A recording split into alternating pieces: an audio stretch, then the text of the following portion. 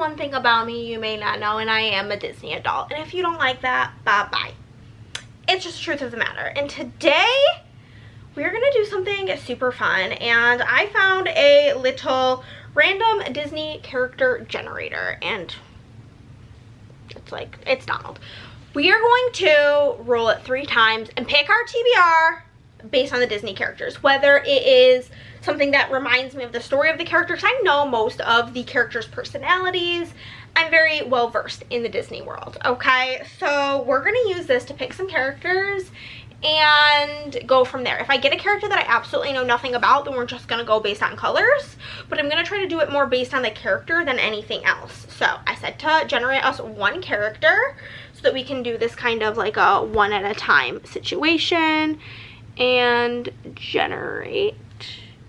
We've got Sweepy from Snow White, one of the 7 dwarfs. So maybe a slow burn book, like a bigger, like a longer romance that could get us like the slow burn vibes, because, you know, kind of sleepy in the beginning, a little slow moving. I don't think I have any books that are about sleeping. If I'm like trying to look and see if there's anything that I know involves sleeping or dreams or, you know, being tired. I feel like a lot of thrillers do have the aspect of sleeping, but you don't know until you read them, if you know what I mean. Like, you have to like get into the book to kind of understand that that is like part of what's going on in there. What's this about? Anything over here? No, nothing there. Sleepy, sleepy, sleeping. Tired, exhausted. A longer book, a longer romance.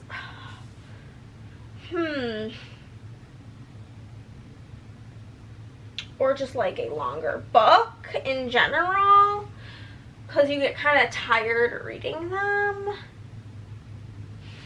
There's a book over there that I might grab. Give me one moment. So, I think that this will work. This is called Nightwatching by Tracy Sierra, and I think because it takes place at night, night goes with sleepy, I think that the 2 coordinate. This is home alone with her young children during a blizzard. A mother tucks her son back into bed in the middle of the night. She hears a noise. Old houses are always making some kind of noise, but this sound is disturbingly familiar. It's the tread of footsteps, unusually heavy and slow, coming up the stairs. She sees the figures of a man appear in the hallway, shrouded in the shadows. Terrified, she quietly wakes up her children. They're sleeping. I think that is really selling it. And she hustles them into the oldest part of the house, a tiny secret room concealed behind walls. They hide as the man searches for them, trying to tempt the children out with promises and scare the mother into surrendering. In the suffocating darkness, the mother struggles to remain calm, to plan. Should she reach for a weapon in an attempt to escape?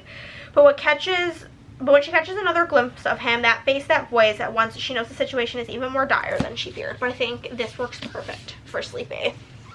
Perfect. What if we only get the 7 dwarfs? That would be crazy business.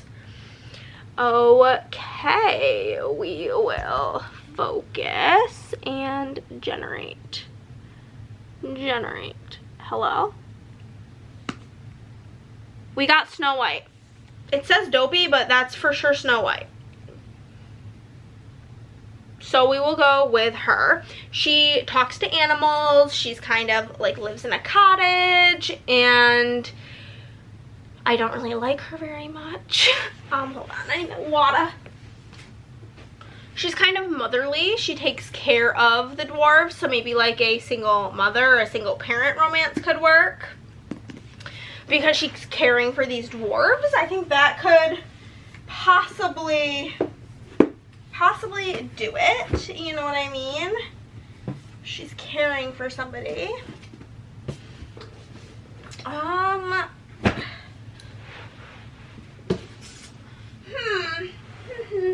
I've decided to go with this because it has all of her colors, yellow, red, and blue, and there is an animal on the cover. So I think that's the best that we're gonna get for Snow White. Apparently this was really hard. I literally spent probably like 10 minutes looking for this,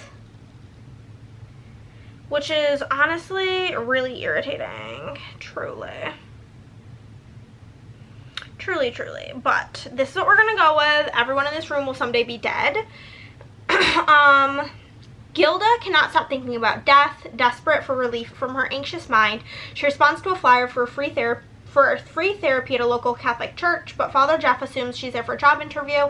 Caught off guard and too embarrassed to correct him, Gilda is abruptly hired to replace the recently deceased receptionist Grace. It's not the most obvious job. She's a lesbian and an atheist for starters, and so in between trying to learn mass and conducting an amateur investigation into Grace's death, Gilda must avoid revealing the truth of her own mortifying existence. And so that will be what we picked for Snow White. Hopefully we get somebody better this time that I can like actually quickly and easily figure out. If it's from Snow White again, I'm redoing it, just so you know, because I'm sick of this movie. John Darling from Peter Pan. Okay, here's the thing. We're going to redo it because I don't know anything about John Darling, and this is just, he's just wearing a pink top, so I think that's not very interesting. So we're going to redo it. If we're not doing Sleepy again. Can we like get something real? What is Mortimer Mouse? I don't know what that is. I don't know who that is. No. We're gonna use a different one because this is just giving me more Snow White characters. Ah! Okay. We're just gonna have to do one that doesn't have pictures because, and I can look up a picture if you don't believe me, you know? Because all of the other ones are just not working. We're just gonna use this spinner wheel. Sure. No, don't give me a K Jewelers ad. Spin. There we go. Who's our final pick? Princess Jasmine. So, Princess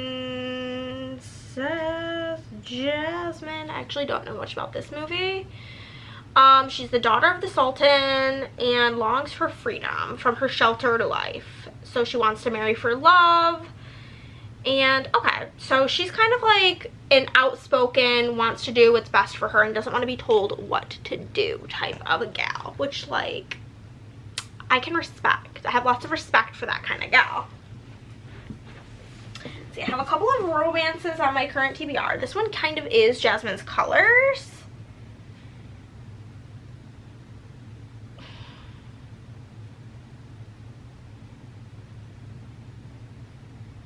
This is Friends to Lovers Fake Dating, so I don't think that super fits what we're looking for.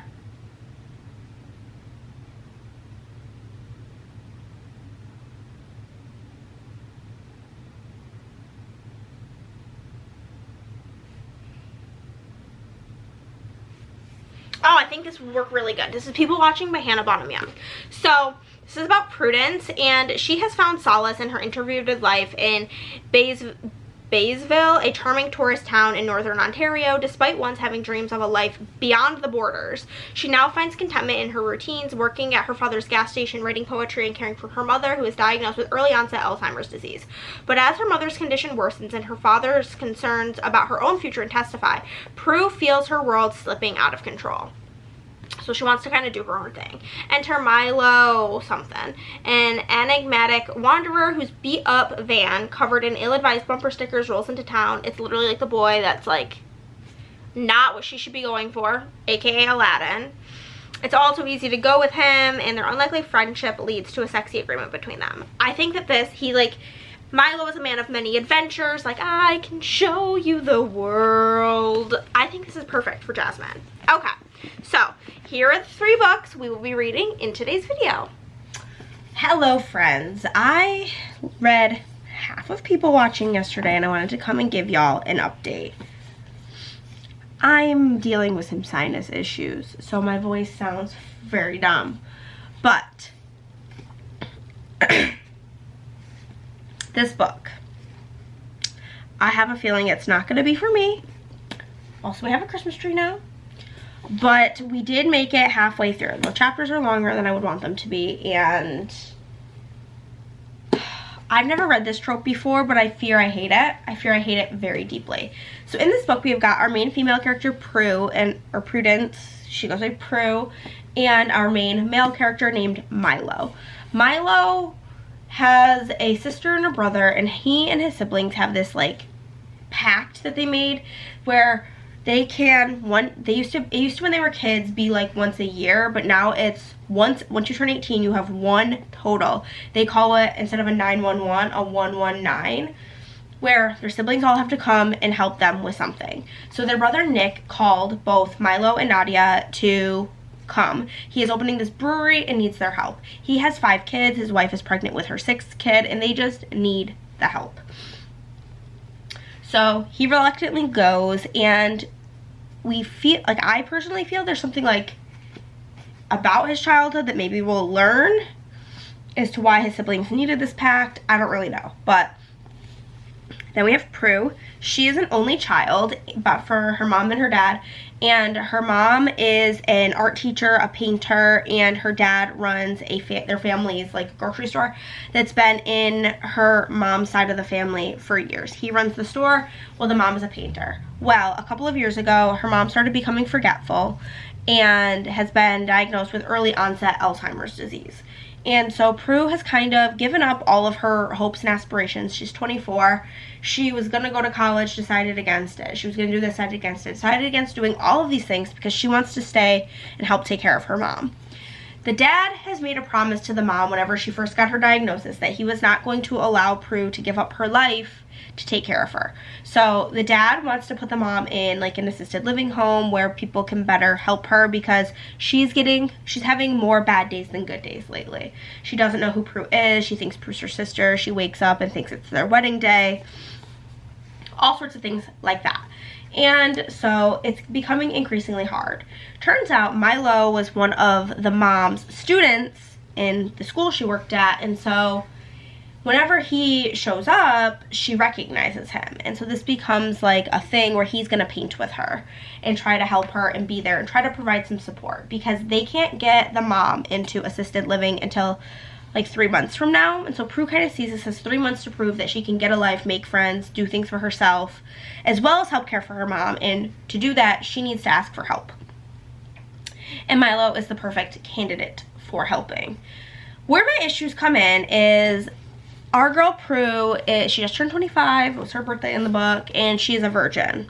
And nothing wrong with that, literally at all. Milo, he's bisexual and has been with over 200 people.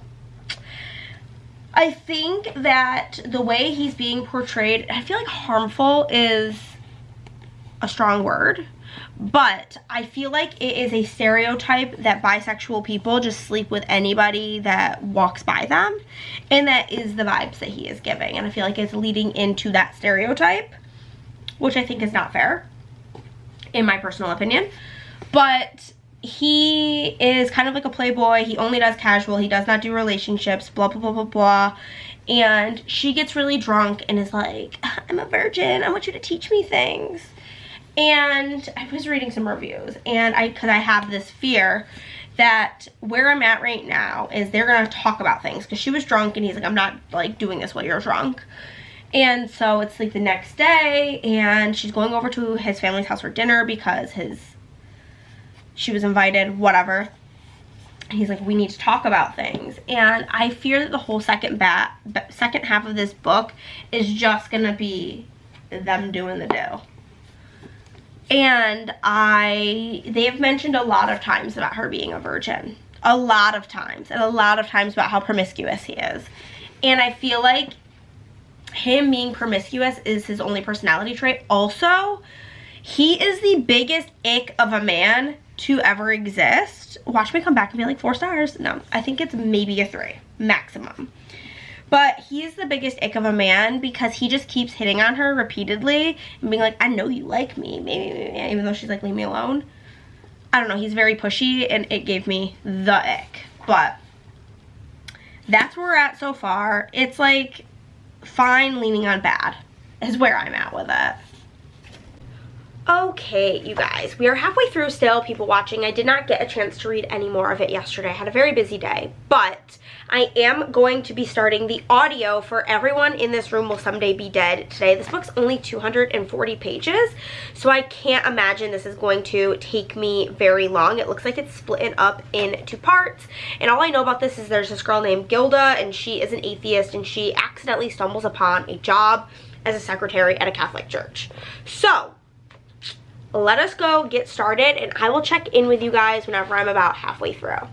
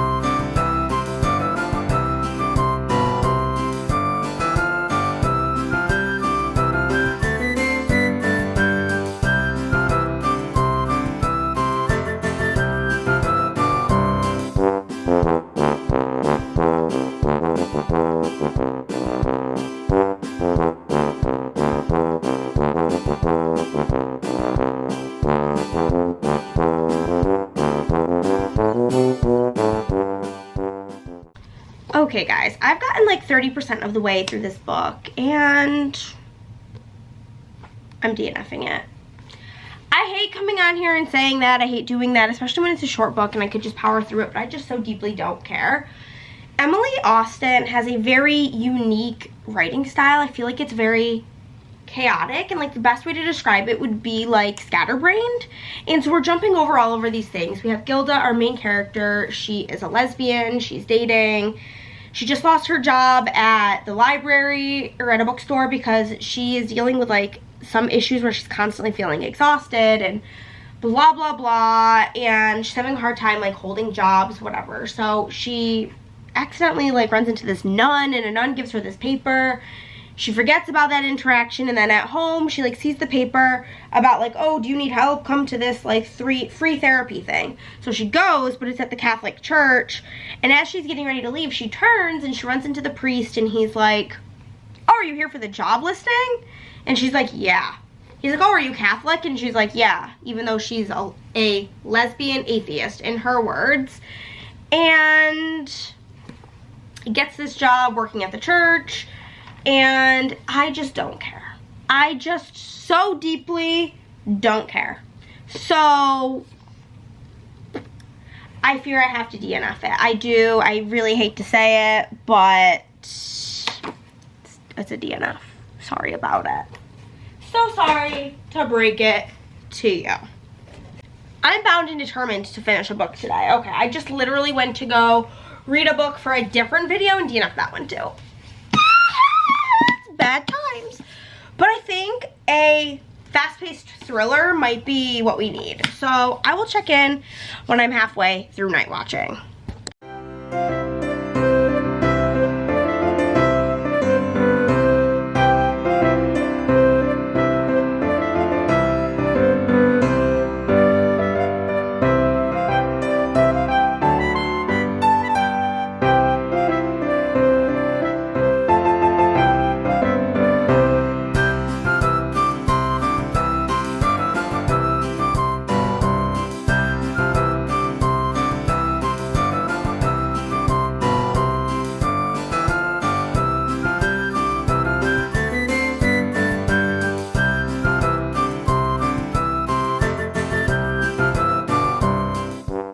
I'm gonna be taking advantage of this magical frame, but I'm at least sticking with this one. I'm about halfway through and it's giving 3-star. So we have this mother, do we know her name? I don't think we've heard her name. But we have this mom, and we find out in the beginning that she has 2 kids, a son and a daughter, and they're home sleeping. I don't know what the tea is with her husband, but she keeps having like these intrusive thoughts of like her husband saying horrible things to her. I don't think we've gotten a conclusion yet as to like why he's not there, if he's alive, if he's dead, if he's good, if he's bad, whatever. Husband, dad, whatever, not there. They've been having some issues with the kids. The daughter has been sleepwalking, talking about like the man in the corner, the ghosts, and her son started wetting the bed, and they've been having all of these like kind of concerning behaviors. They're like seeing child psychologists, whatever. So in this night, she wakes up and she hears walking. At first she thinks it's her daughter sleepwalking, and then she hears somebody hit their head. They live in like this old house that has really low ceilings, and she's like, fuck. So she gets the kids, and they have this like little hidden doorway compartment in like the attic. So the 3 of them are hiding in there. And so basically we're just reading the story of like her having all of these thoughts. We're also flashing back to her past. We know that her mom was brutally murdered, and the man was not, the person who did it was found not guilty. We're like positive that he is the one who did it, but he was found not guilty, and there was always this thing that and then he ended up like, no. Her mom died, I think, from a drunk driver. I'm sorry, my brain is. And then he died in an accident, drunk driving, and it was like the serendipitous thing. So we're getting kind of like the vibes that she knows this man who is in her house, but we don't know how. And where I'm at now, she has left the kids, and it's like the guy who's in the house keeps trying to like coax them out of their hiding spot, and is like, I'm gonna burn the house down, basically. She's like, I need to go get help, but it's the middle of winter, it's this huge snowstorm. I can't run through this with the kids, so you guys need to stay here. You do not, the only way you leave this room is if you smell smoke. Otherwise, stay in here. Even if mommy tells you to come out, do not come out. If you hear mommy getting hurt, don't come out. Only come out if there is a fire. So she sneaks out of the house, gets to a neighbor's house to call 911. And that's kind of where I'm at. This is reading more like a literary mystery than like a thriller, which is fine. I do like literary mystery, but I expected this to be more like heart in my throat thriller. So I do find that to be a little bit disappointing, but so far it's a 3. Okay guys, I finished it, and I'm giving it 3 stars. I'm so disappointed in this because I feel like home invasion thrillers is like a trope that I do really enjoy, but through the whole second half of this book, it was giving the police don't believe her because they think she's mentally unwell and a mentally unfit mother because her husband died, and they're not sure if maybe she had something to do with it, XYZ, and they're just not believing her and making her feel like she's crazy 24/7, and I hate that trope so deeply and with such a passion. I did like the ending, so that was good, but there wasn't really any sort of twist, and it really just so deeply, unfortunately, fell into that trope where like the police just don't believe her and they think she's just a crazy woman, and that pisses me off. So 3 stars. So far you guys have given me, no, this is the different video.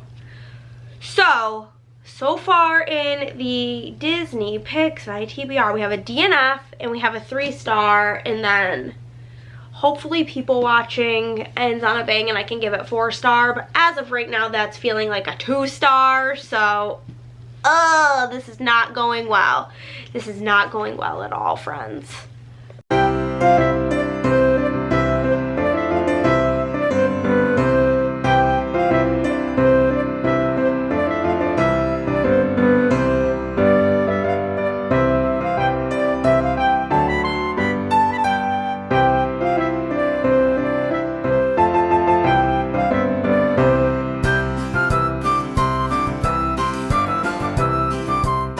Y'all, I'm coming at you directly from finishing this to tell you this is one of the worst books I read this year.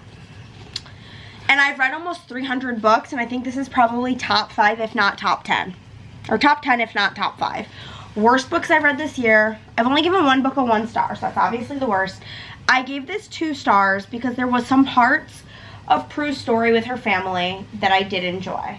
One moment. Some of my issues with the book is a me problem, because I hate the trope of she's a virgin and he's so experienced. Again, I'm going to reiterate, I think it is harmful notion to put into the world that just because somebody is bisexual, they will sleep with anything that moves. That is a stereotype, and I don't think that is a fair stereotype to put upon him without addressing that.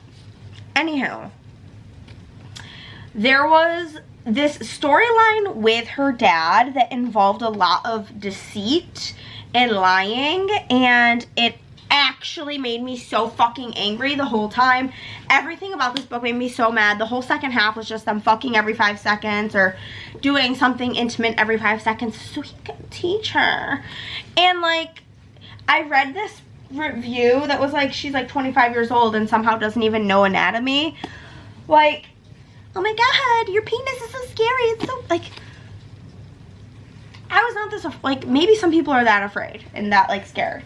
But it was just, everything felt so over dramatized and wild. It was not good. I don't recommend. I don't think this is a good book. I don't think you should read it. I am keeping it in my collection for one reason. It is book 1 in a series, and book 2 is about Milo's sister, Nadia, who was my favorite character in this book. So I am interested to read Nadia's story. I have made the mistake of getting rid of a book and then liking another book and then having to re-get the first book because I don't just want the middle of the series. So we're going to hold on to it until People Pleasing comes out. See how I feel about that one. Maybe just get that just from the library and not buy it.